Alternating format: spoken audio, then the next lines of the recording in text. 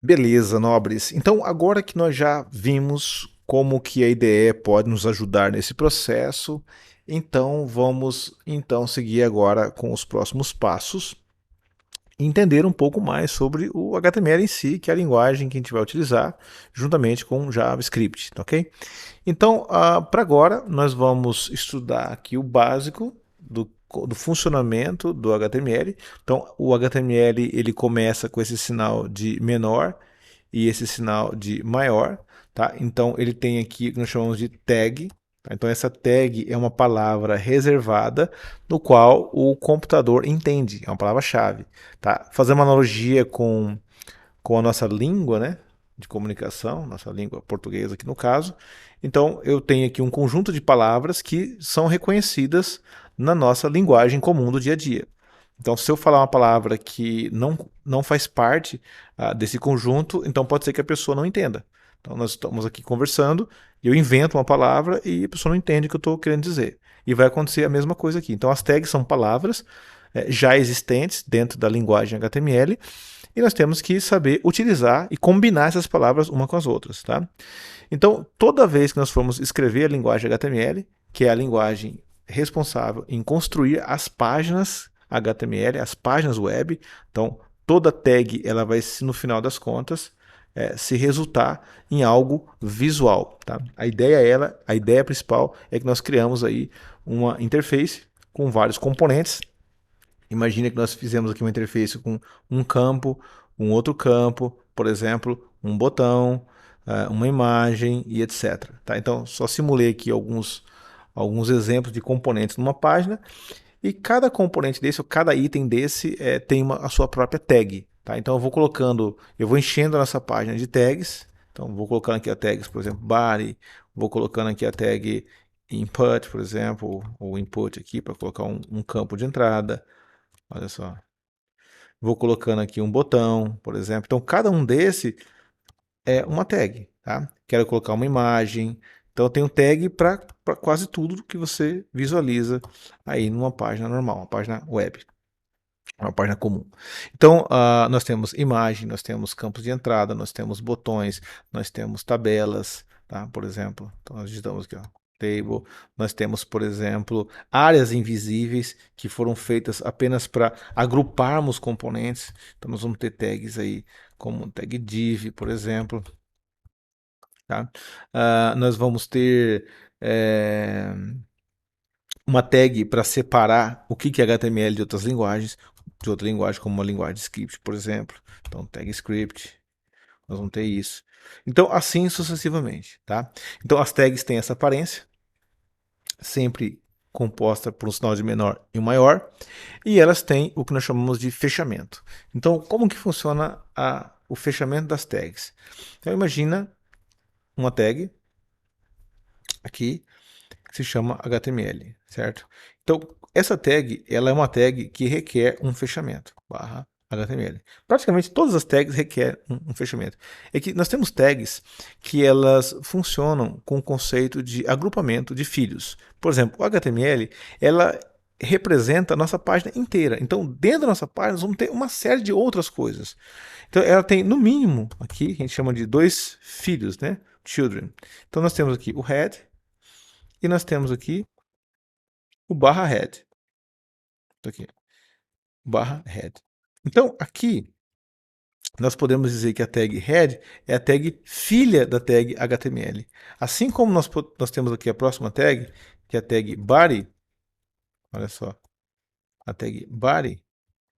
E aqui ela tem um fechamento dela. Nós até fizemos isso no nosso último vídeo, ainda sem entender muito bem o que a gente estava fazendo.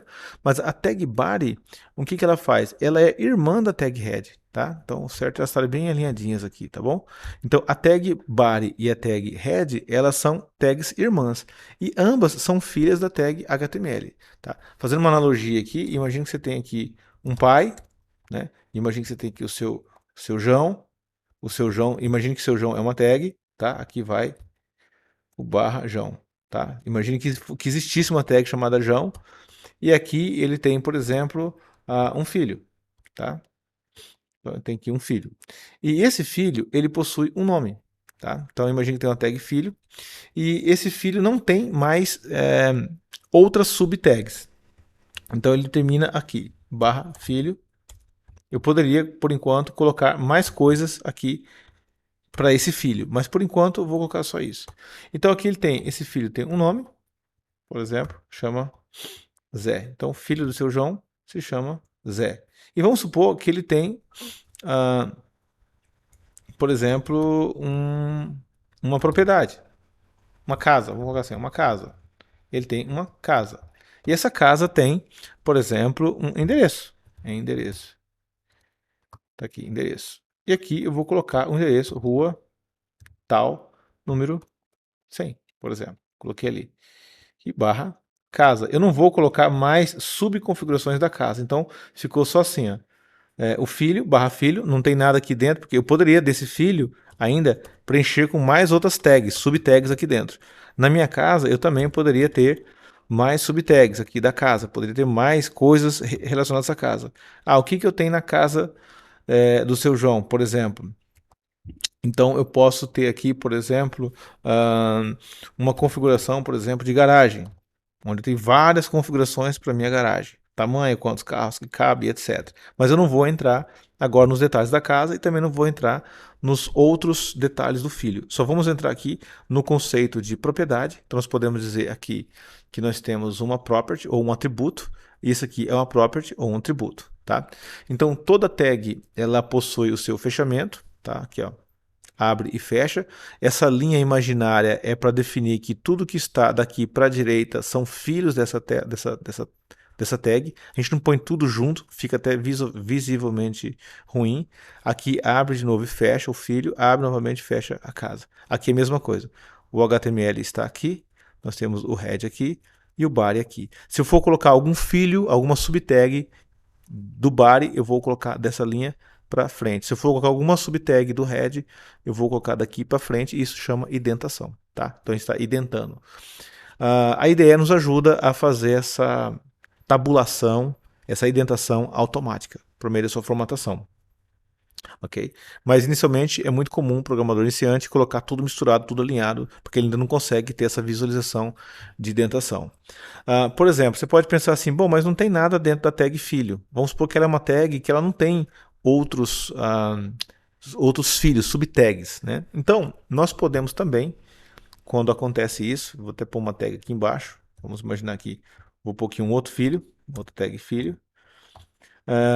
Ela vai ter só algumas configurações aqui, alguns atributos. Nesse caso eu pus só um atributo, nome, mas eu poderia colocar mais, ou, por exemplo, nome, idade, por exemplo, igual a 40, por exemplo. Tá? E assim sucessivamente. A ordem desses atributos não importa, eu poderia pôr a idade primeiro e o nome depois, tanto faz. Então, a ordem dos atributos não importa. O que importa é que essas propriedades elas são compostas nesse formato. Sempre vai ser nesse formato. Então, esse formato é conhecido como key value. Tá? Então, nós temos aqui uma chave do lado esquerdo igual um valor entre aspas. Sempre vai ser assim. Tá? Se esse valor for numérico, você pode até deixar ele sem aspas. Tá? Mas segue esse padrão key e value, sempre colocando aspas, que vai dar certo.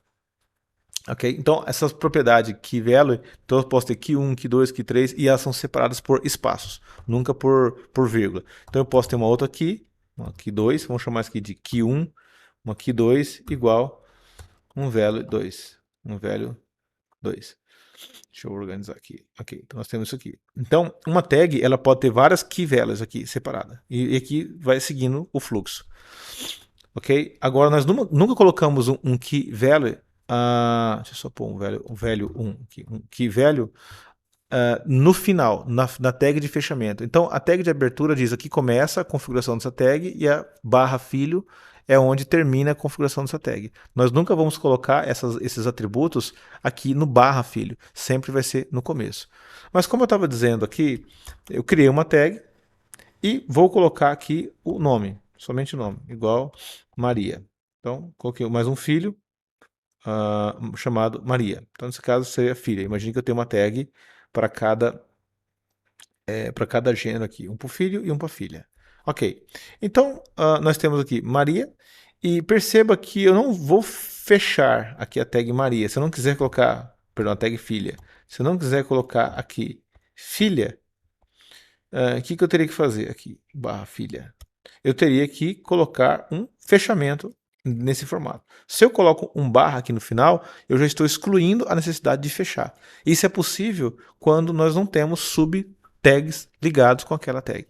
Tá? Então, por exemplo, se nós queremos colocar um input, que é um campo de entrada, então nós podemos, basta colocarmos aqui a tag input, não há necessidade de você adicionar uma barra input se você não vai preencher, se essa tag não aceita, ou naquele momento não vai aceitar aquele conteúdo, outras subtags aninhadas. Tá? Se aquela tag ela for isolada, ela só é para incluir um elemento, como por exemplo de campo de entrada de dado, basta que você coloque esse input e põe uma barra. Mesmo se nós esquecermos de colocar essa barra, o navegador vai entender. Ele faz um malabarismo para conseguir interpretar o nosso código, ok? Mas não quer dizer que é uma boa prática. Então a gente sempre procura trabalhar com boa prática. Então aqui nós temos um campo de entrada, nós temos aqui um outro campo de entrada e nós temos aqui um button, por exemplo. Então, podemos fazer isso aqui, ó, button. Tá? Voltando aqui para o nosso código, nós podemos substituir o nosso olá por um input, aqui, certo? Com uma barrinha no final, mais um input, por exemplo. Somente um input por enquanto, e aqui um button, tá? Um input e um button, já para compor aí o nosso dicionário, ou o nosso tradutor. Aqui no design eu vou tirar esse outro input e vou deixar apenas um. Então, um campo de entrada e um botão. Pelo menos isso que a gente precisa para fazer um tradutor, certo?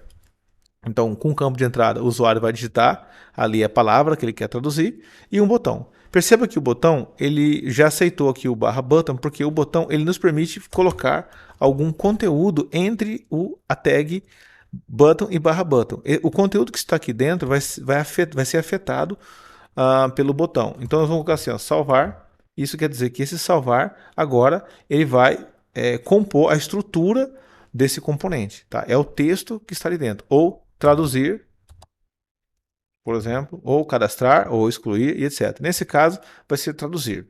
Se nós voltarmos para o browser, ainda está na memória o que eu já tinha carregado aí em vídeos anteriores.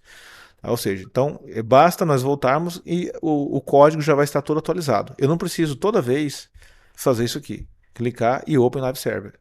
Tudo bem se eu fizer, mas perceba que eu vou ter duas abas, duas instâncias carregadas. Não é necessário fazer isso toda vez. Então o Live Server ele fica watching, né? Então ele fica assistindo o que está acontecendo no nosso código. Se nós observarmos aqui e clicarmos com o direito no inspetor de elementos do navegador, então, nós podemos ver aqui um código. Esse código aqui é o código que foi carregado dentro do browser, dentro do nosso navegador, tá? A tag de elementos. Então, esse código é exatamente o que nós digitamos. Porém, ele inseriu automaticamente um código extra que nós não fizemos. Então, esse código extra já está dizendo aqui, ó, o código foi injetado pelo Live Server. Então, o próprio Live Server cuidou na hora de trazer o nosso tradutor aqui para o browser, de injetar um código que é capaz de ficar observando as mudanças que ocorrem no arquivo. Por isso que a tradução, o carregamento, o reload, o refresh, ele é feito de forma automática, tá bom? Então, nós temos essa conexão aqui entre o Visual Studio Code, tá, com as alterações que eu faço aqui, e elas se refletem automaticamente aqui, porque o plugin está cuidando disso para nós, a extension está cuidando disso para a gente. Tá joia? Então, para agora é isso.